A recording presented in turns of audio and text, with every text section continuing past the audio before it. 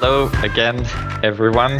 For those that haven't had, whether we're not there at the beginning, I'm JB, co-founder at Plato, and I'm thrilled to trigger today the second keynote with Matt LeMay, product leader and author, particularly author of a book called Product Management Practice that we'll have a chance to quickly chat about. And before letting Matt speak and introduce himself, like a quick intro. So you've been working in product for over a decade with big, small in companies, and notably at Bitly and Google when you were head of consumer product and senior PM there. And you're now partner at Southern Compass, which is a product management consultancy. You help large companies like Spotify, Mailchimp, and Google. And you're working right now on the second edition of your book called Product Management in Practice. Did I miss anything? Indeed. Yes. Thank you. Sounds good. And before, so I'm going to leave the stage to you and go through, this keynote and the very interesting topic called the coming autonomous team backlash and what to do about it. So I'm myself super intrigued indeed. That's the gesture I'm going to go with. So just before that, like, what was the most surprising thing you've learned when researching the second edition of your book? What's the most surprising thing?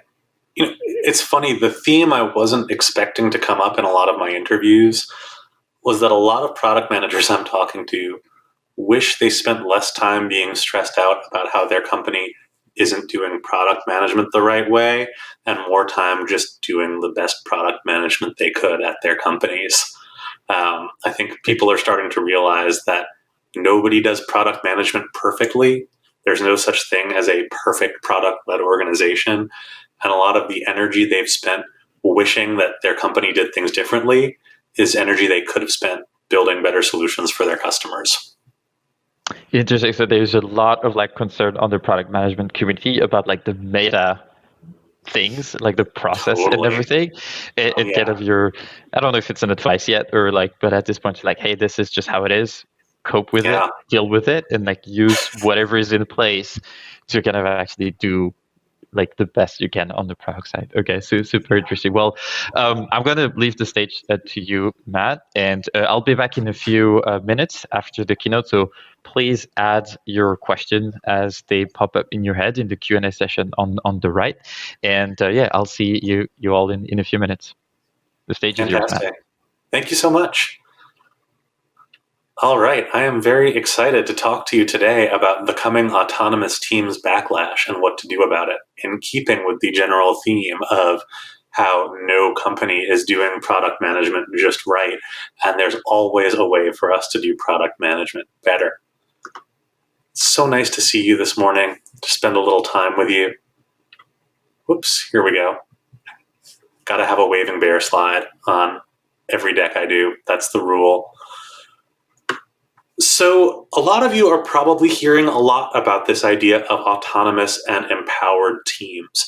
This is a very trendy topic in the world of product development right now.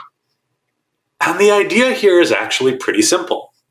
That rather than telling product development teams, go build this feature this way on this date, we can let teams manage their own work. We can give them the autonomy to make decisions and empower them to make good decisions. Seems pretty straightforward. Now, I want to take a moment to note that this is not a new idea. This discourse around autonomous teams, how much autonomy should teams have, is pretty much as old as management. I want to share a quote with you that I found in my research for this talk. And ask you to think about where this quote might come from. The success of autonomous work groups where other techniques have failed highlights the failure of research workers and managers to make basic changes in organizational structure and in the nature and the organization of work. This feels very contemporary, right? This is something we might read in one of our favorite product management blogs or newsletters. This actually comes from a June 1966 article in Administrative Science Quarterly. And even within this article, there's extensive reference to earlier works around this question of how much autonomy should teams have and what kind of autonomy is the right kind of autonomy. So as with almost every exciting new idea, this is not that new an idea. This question is one that's been with us for a very, very long time. So why is it then that there seems to be this explosion of interest in autonomous and empowered teams? These really great books like Christina Wadke's The Team That Managed Itself, Aaron Dignan's Brave New Work, Marty Kagan and Chris Jones's Empowered. Why is this coming up so much right now? And I've been thinking about this one a lot. And the best answer I can come up with is that it's a really good idea. It's a good idea. It makes a lot of sense, especially as the pace of change continues to accelerate. Empowering teams who are actually closest to our customers to come up with the solutions that will best serve our customers makes a lot of sense. It's a really good idea, and it tends to lead to better outcomes for our customers and for our business. And yet, I have grave concerns at the moment. I fear that a backlash is coming against this notion of autonomous and empowered teams that is going to lead us to some very tightly controlled and disempowered teams. And maybe some of you have sensed a chill upon the horizon as well. The reason I am worried about this backlash is that I am hearing more and more things like this from leaders at companies. We tried autonomous teams and it was a disaster. Teams barely delivered anything. And the things that they did deliver didn't actually accomplish anything. I don't know if any of you have heard this or are worried that you're going to hear this. But I want to take a little time to unpack what's actually happening here so that we can get out ahead of this backlash before it makes it harder for us to do our best work together. So in order for us to understand what's happening here, I want us to try a fun little thought experiment. Let us clear our minds of any thought of product management, product development. Take a deep breath. All right. I'd like you to imagine that a friend of yours has asked you to plan their birthday party. They've said, you know what? You're so good at this. You always throw the best parties. You know me so well. You're just such a great friend. I would love for you to plan my birthday party. And you say, wow, that's so awesome. Thank you so much. I feel so honored. What kind of party do you want? Who should I invite? What kind of food do you like? And your friend just smiles. They give a little laugh, give you a little punch on the shoulder. And they say, you know what? I trust you. You're one of my best friends. Whatever you think is best, I'm sure it's going to be great. I'm a chill person. I love having fun. I love whatever you want to do. So don't let me get in your way. Whatever you want to do for my birthday party, I trust you. And you smile and you nod and you say, all right, I'll do my best to make sure you have the best birthday ever. But on the inside, you are screaming a little bit. You're really nervous. How do I make sure that this person has a great birthday party? I don't want to burden them. I don't want to start asking them all these questions. They trust me. They just said they trust me. Okay, I'm gonna make sure I do a good job. I'm gonna give them the best birthday party ever. I'm not gonna bother them. I'm just gonna make this awesome. But you want to make sure you get it right. So you start asking around for some mutual friends. You say, what kind of food does this friend like? Are they gluten-free? Are they vegan? I think I saw them order a vegan burger once. Is that what they like? Is that what they want? Is there anybody who shouldn't be invited to the party? Are you somebody who maybe shouldn't be invited to the party? you start having all these little back channel conversations, and the one thing they all have in common is that they are awkward. They are thoroughly awkward and leave you feeling really weird. And by the time the party comes along, you are a nervous wreck. Your friend whose party it is seems excited, they're relaxed, they're having fun, but you are not having fun. You just hope that you got it right. You hope you got the guest list right. You hope that everybody has something to eat. You hope that everybody has a great time. So let me ask you a question. Do you feel empowered in this situation?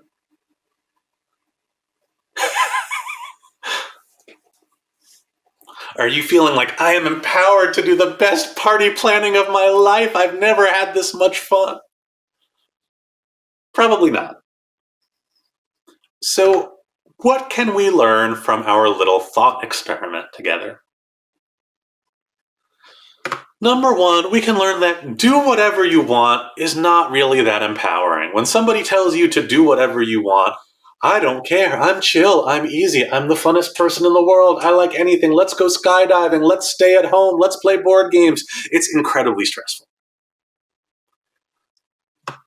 Second of all, we can learn that trying to guess what somebody else wants is stressful and super duper awkward. We are not mind readers, and trying to guess what somebody else wants when they will not tell you is horrible. Finally, we can learn that when it's your birthday, your attempts to be up for whatever might actually be really stressing everybody out. When everybody is looking to you to tell whether or not an event or a thing is a success, then if you don't give people any guidance, they're probably going to be pretty stressed out about it. And I hope you're ready for the kicker to tie this all back together. When you are a company leader, every day is your birthday. It is always your birthday. Whether you like it or not, whether you want it or not, whether you asked for it or not, everybody is looking to you to figure out whether or not it's a good party. And what that means in practice is that even if we want to, we can't really just disconnect from our teams because they are not disconnecting from us. They are looking to us for a sense of whether or not they've done the job right, whether or not they are succeeding, what goals they should be succeeding against. The idea that you can just leave teams alone and they'll do their best work ever is fantasy. It is not real. It's a compelling fantasy. It would be great to say, hey, leaders, just step back, tell teams to do whatever they want, and they will do exactly the right thing all the time. But it's not real. In reality, and I've seen this time and time again, if you don't give a team solid guidance and context, they will go from building what their boss wants to guessing what their boss wants. And a lot of organizations that say, suddenly we are going to give you autonomy to do whatever you want, this is exactly what they see. Teams go from building what the boss wants to guessing what the boss wants. And as we've seen, when someone has to guess what you want, it usually doesn't end well for anybody. There are a lot of disappointed bosses out there saying, I left the team alone, I didn't tell them what I wanted, and they came back with something that doesn't seem to be what anybody wanted. And I want to take a moment here to note that those books we talked about will all tell you there's a lot more to autonomous and empowered teams than just sitting back and leaving people alone. The whole reason there are books about this is that this is hard to do. If it was just leave teams alone, get great work back, we wouldn't need books. We wouldn't need guidance from experts. And yet, executives at companies have a tendency to hear what they want to hear. So rather than hearing, you're going to have to learn how to be a better coach, you're going to have to learn to strike a balance between guidance and autonomy. They hear, great, less work for me, step back, and I'll get exactly what I want from teams. Just like when we explained Agile to executives, some of them heard, great, this means my team will magically be able to do a year of work in 2 weeks, even though that is not what that means at all. Even if you don't go and read a whole book, the first thing that comes up when you look up empowered product teams from Marty Kagan says truly empowered teams also need the business context that comes from the leadership, especially the product vision and the support of their management, especially ongoing coaching. And then to be given the opportunity to figure out the best way to solve the problems they have been assigned. And then. So in other words, having that context, having that guidance is table stakes for having empowered and autonomous teams. And yet it's often the part that we are missing when we set about to do this. So, what do we do about this? How do we make this better? How do we stop this backlash from making things worse? Well, for managers, leaders, executives, the bosses who are empowering their teams, one thing that you have to do, uncomfortable though it may be, is be clear about guidelines and guardrails, even if it feels uncomfortable or overbearing. None of us want to be micromanagers. None of us have to be micromanagers. But if there's information our teams need to know, even if it's information they don't want to hear, about things that won't work, things they shouldn't explore, things they should keep in mind, we got to tell them about it, even if it doesn't leave us feeling like the world's best boss. Even if we want to be the cool, chill boss who can just say, do whatever you want, I don't care, everything you do is awesome.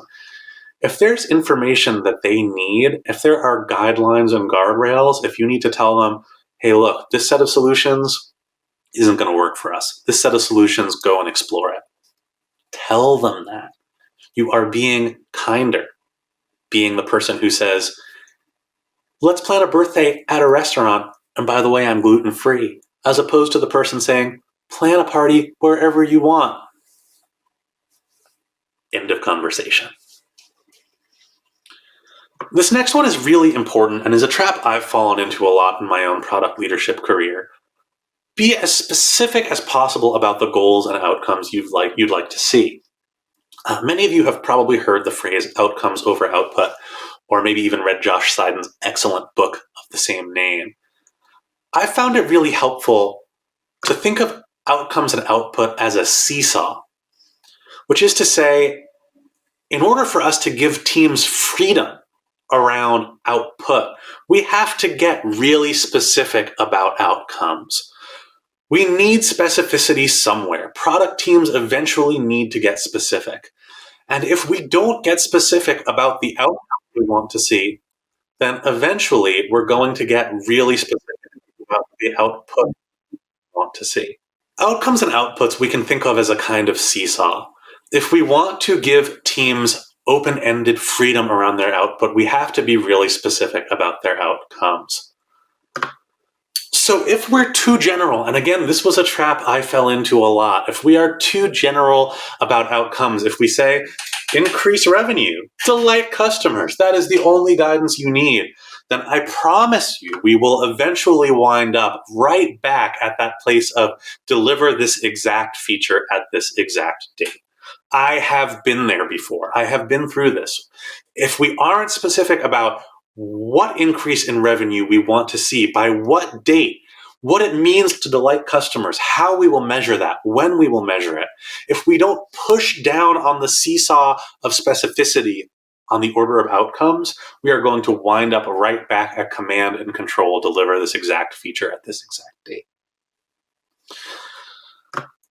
Last but not least, for the leaders among us, stay focused on what the project needs, not on your personal preferences.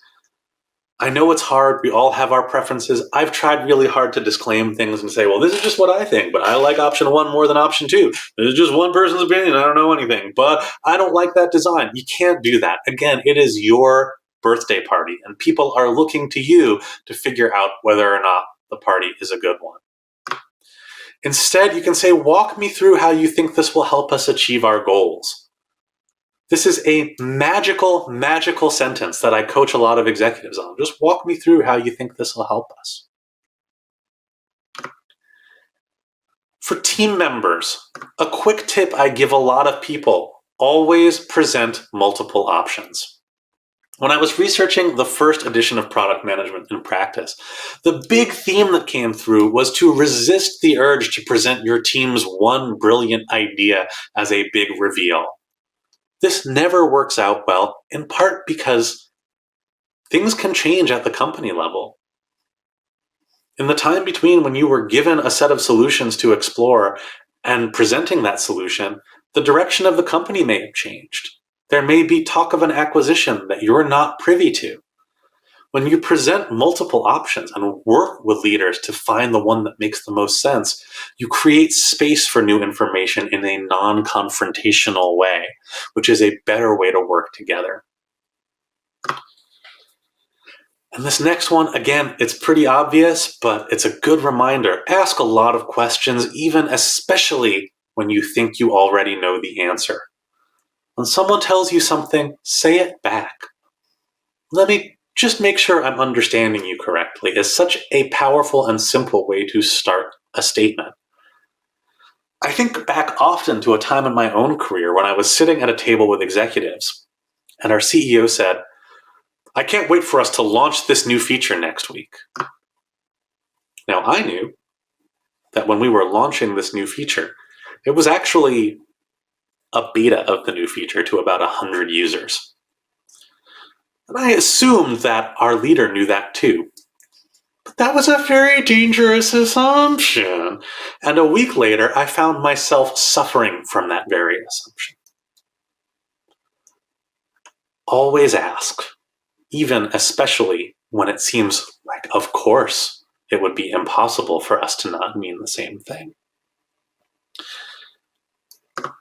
And of course, for us to really get to this place, as counterintuitive as it might be, as Marty Kagan said, we need that regular coaching. If we want more autonomous and empowered teams, we need to actually connect with our teams more often. We need to shorten the feedback loop. Rather than having that big presentation, the most autonomous and empowered teams I've worked with work in shorter feedback loops and quick drafts. Rather than saying, right, I'm going to go off for a month and bring the perfect solution back to my leadership team, they say, hey, here's a quick draft we put together. We did this in an hour. Is this along the lines of what you were expecting? And here's the funny part. 9 times out of 10, it is not along the lines of what that leader was expecting. Because they didn't really know what they were expecting until they saw something, right? I've fallen into this one as well. It's easy to say, go bring me an idea, go bring me this thing. But until you see something tangible and concrete, you don't always know what you were looking for. Now, some of the leaders I've worked with have even started systematizing this feedback loop. I was talking to one CPO who said, I keep asking teams to bring me their goals, and they just keep bringing me the features that I think they want to build. And I said, well, what do you look for? How do you know if it's a goal or not? And she said, well, I look for something that's measurable, that's time-bound, that's good for our customers. And she said, why don't I just give this checklist to my team? Since I've gone through this enough and I know what that disconnect is, I can start to turn this into a sustainable system. And that's the beauty of these shorter feedback loops. When we check in more often, when we get out of that big presentation, one option mode, and instead have some informal check-ins with multiple options, those things we get wrong actually put us on the right track. Those disconnects we discover bring us closer together and help us build a healthier, more sustainable kind of autonomy and empowerment for our teams. The reality is, what a lot of people are actually saying to me is, we tried telling teams to do whatever they want, and it was a disaster. Teams spun their wheels forever trying to guess what I wanted, and the things they did deliver didn't actually accomplish the secret goals I didn't tell them about.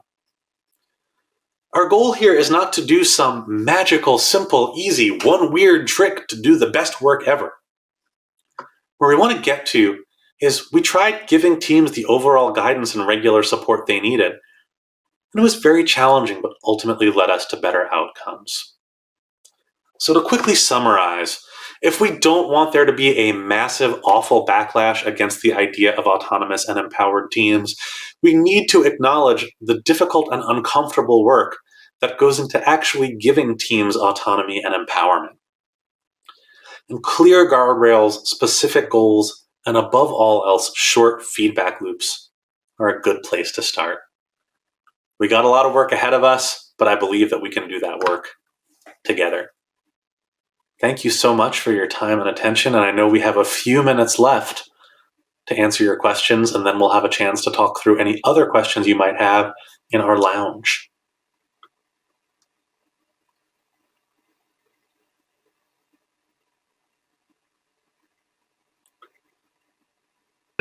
I really like the analogy with the birthday party. It kind of resonated. It seems like in the chat, people were like, "Oh yeah, I see. I heard. I understand the feeling."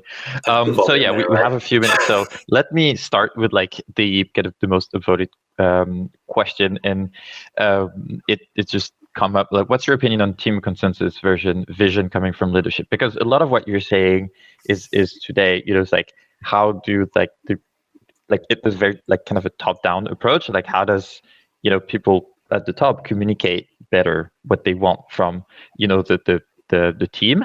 But there's other ways of doing this, and consensus could be one. What are your thoughts around this? I think in my experience, the question of consensus versus leadership-driven is often symptomatic of a broader issue, which is that we don't know what goals we're working towards. I've seen this get into a thing where leadership is telling people, go build this, and the team is saying, no, we want to build that. But that's actually a false dichotomy. In those cases, what I'm usually seeing is that nobody actually has those clear and specific goals. So instead of having a conversation around what are the goals we're trying to accomplish, it winds up being, what do I want to build versus what do you want to build, which is never a productive conversation, whichever way it goes. Funny enough, I found the same thing with role clarity conversations. In a lot of cases, when teams are trying to get clarity around their roles, it's because they don't have clarity around their goals. Mm-hmm. So to me, so it's just reframing the conversation, like what you want versus what I want, or like, okay, what are the goals that we're trying to achieve, and let's evaluate all solutions and see and agree on what's the best one that will lead. Exactly. And again, if we think about that seesaw, are we specific enough about our goals to actually have this conversation in a productive way? Sounds good. Something else already to touch upon is, there's a lot of leaders that say, they want autonomous teams, but at the end of the day, maybe they haven't seen your talk yet, and just they keep telling people, what to build. So when you're part of that team and in this product team, like, how do you kind of manage up and try to say like, hey, we were not actually autonomous, and like, how do you change that behavior? So that's a great question. I love working with those leaders. If you ever want to bring me in to talk to those leaders, I'm happy to do it, because I found that the question I love to ask is just, awesome, you clearly know so much about this. How do we systematize your knowledge? So in other words, how do we make it so that you don't have to tell teams what to build? They'll know the right thing to build because they have access to all this incredible knowledge that you have. How do we take your knowledge and externalize it? Again, what's the system? How do you evaluate these options? How did you decide that that's the right thing to build? And how can we help scale and systematize that so that your brilliance and wisdom aren't just locked in your brain, but are accessible to everybody in the whole organization? People are generally more receptive to having that conversation than they are to being told, you're a bad manager, you're command and control. And honestly, in a lot of cases, those people do have a lot of really valuable wisdom and a lot of super interesting experience that will help provide guidance to those teams. Cool. Thanks a lot for the advice. We're out of time, Matt. What I would suggest for Matt, Lucas, Thomas, Pascal, Gopi, like the people that added questions and everyone that upvoted them, I would strongly recommend going into the lounge. And Matt is going to be there and is going to join the lounge in a few minutes. So keep those questions in your back pocket and ask them to Matt in a few minutes in the lounge. Thanks a lot for the time, Matt, and like kind of this eye-opening, presentation about, the more I was watching it, I was like, well, yeah, he's just saying things that like they all make sense, but it's just nice to have someone just put some words on it. And like I really like the summary of it. Like we're actually telling the wrong things, and this is what we actually want, like the red and green one. So thanks a lot for this presentation, Matt. You're more than welcome to join Matt in the lounge, and I'll leave the stage for the next keynote. Thanks again, Matt. And thank you so much have a for great having day. me. Take care, everybody.